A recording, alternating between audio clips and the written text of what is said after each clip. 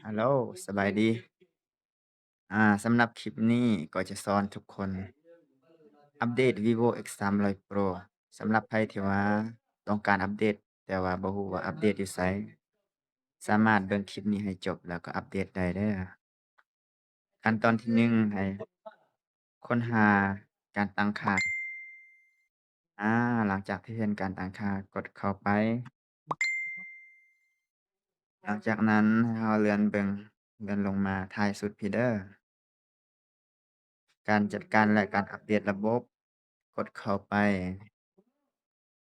ให้เลือกเบิ่งตัวทำอิฐที่เทิงพี่เลยเด้อการอัปเดตระบบตัวที่1เลยกดเข้าไป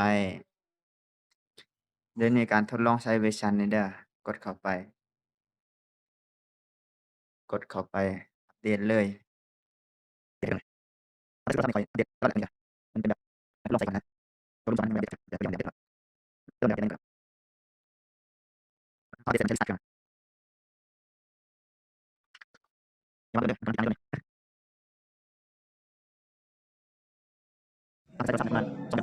การอัปเดตก็จะใช้เวลาประมาณหนึ่งเนาะแนะนำให้อัปเดตจนสุดเด้อหลังจากเราอัปเดตแล้วก็จะได้หน้าต่างประมาณนี้ หลังจากอัปเดตสุดแล้วเครื่องจะเริ่มการรีสตาร์ท